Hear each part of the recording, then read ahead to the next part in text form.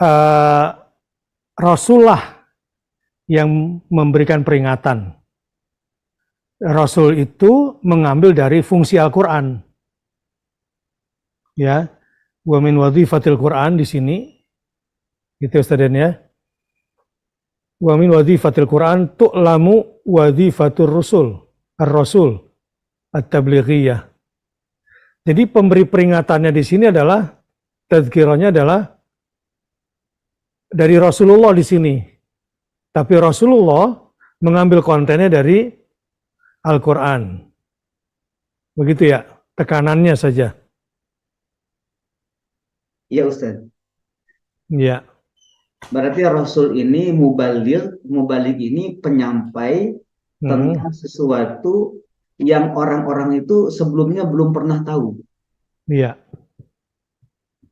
Dan Rasul ini muzakir tentang sesuatu yang sebelumnya mereka itu tahu tapi lupa.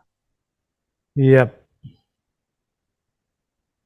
Ini sesuai dengan surah Al-A'la ayat 9, ayat 10 dan 11.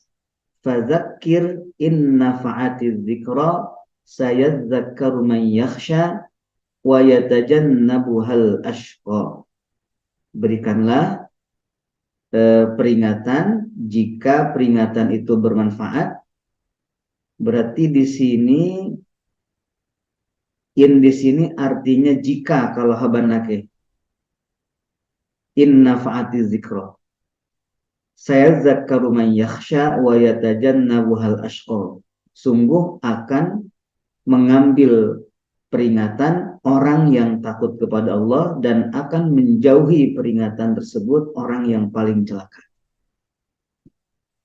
Waktu itu kita tadabburi in di ayat 9 itu artinya sesungguhnya Ustaz. Iya. Tapi di sini in jika. Nah, habanaka ini. Walaisat wadhifatur rasuli wadhifata muhawwilin minal kufri ilal imani wa minad dhalalati ilal huda. Bukanlah tugas seorang rasul itu memindahkan, mentransformasikan dari kufur kepada iman dan dari kesesatan kepada petunjuk. Baik. Jadi perlu diketahui ya, bukanlah wilayah Rasulullah itu dalam dakwahnya merubah orang dari kufur jadi beriman, bukan. Itu domain Allah, itu wilayahnya Allah. Lalu di mana wilayahnya Rasul? Tabligh, menyampaikan. Yang belum tahu supaya tahu. Yang kedua, tadzkir, mengingatkan sesuatu yang pernah diketahuinya. Sampai di situ saja tugas Rasul. Inilah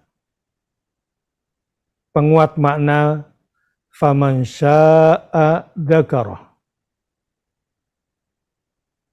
Masih ada Ustaz tentang masyiah ini? Ya. Kenapa di situ ada kata syaa? Amma tahawwulu minal kufri ilal imani wa minad dhalalati ilal huda fala budda an yakuna natijata iradatil abdil mukallafi wa ikhtiyarihil hurri idhil amru murtabitun bimasyiatihi allati la mukriha laha. Adapun merubah dari kufur kepada iman dan dari sesat kepada petunjuk, maka mesti harus berupa konsekuensi dari kehendak hamba yang mukallaf itu dan pilihan bebasnya. Jadi karena kehendaknya dan karena pilihannya, dan dia merdeka melakukan itu. Oke ya. Jadi adapun berubahnya seseorang dari kufur kepada iman adalah harus dari dalam diri seseorang itu, sesuai dengan kehendaknya dan sesuai dengan pilihannya yang diberikan kebebasan oleh Allah untuk memilih. Dua kata kunci itu ya, kehendak dan pilihan. di mana dia merdeka. Lanjut, Ustaz. Wa bayanan li hadhil haqiqati qala Allah azza wa jalla innaha tadhkirah faman syaa'a dzakara. Oleh karenanya setelah Allah katakan innaha tadhkirah, Al-Quran itu adalah tazkirah, ternyata hanya yang syarat saja yang bisa menjadikannya tazkirah. Mantap. Jadi tekanannya di sini sya'ah. Kita kan sering bilang insya Allah gitu ya. Berarti kita mengimani al-masyiah, masyiatullah, kehendak Allah. Tapi wilayah perubahan dari kufur kepada iman ini bukan wilayah Rasul.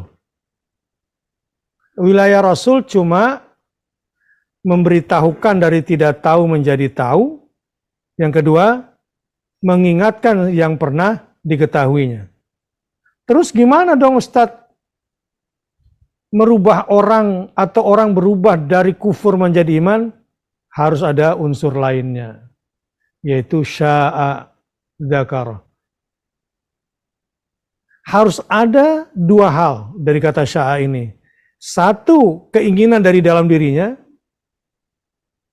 untuk mendapatkan peringatan.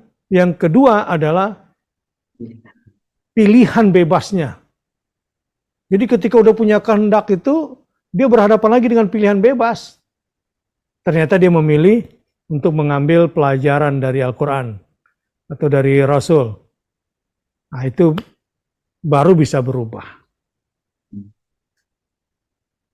Tapi tetap perubahan pada manusia yang diberikan kehendak itu bergantung juga pada kehendak Allah juga.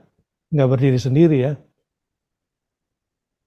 Gitu ya Ustaz, ini kita udah bahas lama ya. Udah bahas di ujung ayat At-Takwir, surah At-Takwir. Ya. Hanya saja seringkali kita loncat. Ya. Kita loncat, udah ya maunya Allah begini, gimana? Insya Allah ini takdir Allah. Qadar Allah masyafa'al. Hah? Jabariyah jadinya kalau ke situ. Jabariyah. Harusnya jangan langsung loncat. Loh, Anda kan diberikan kehendak oleh Allah. Anda kan diberikan pilihan setelah Anda punya kehendak. Gitu ya. Nah, dua inilah sebetulnya menjadi faktor perubahan di dalam diri manusia. Kelihatannya di sini kelompok melanjutkan atau perubahan?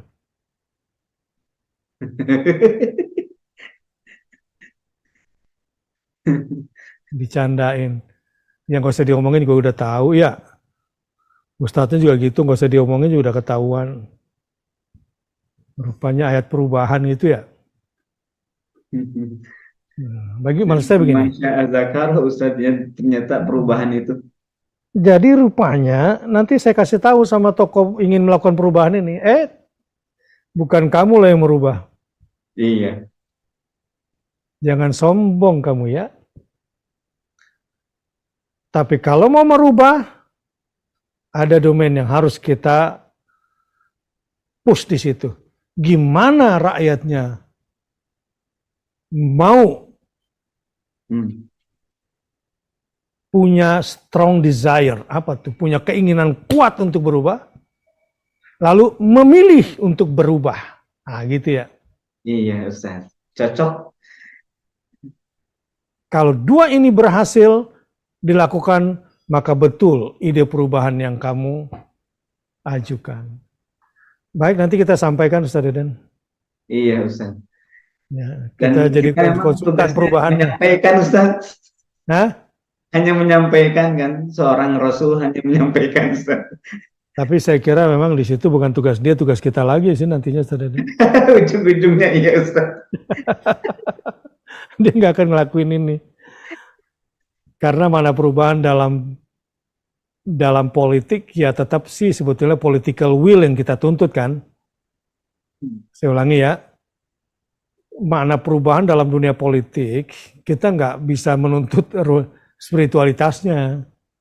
Yang kita tuntut dari sebuah perubahan adalah political will untuk merubah gitu.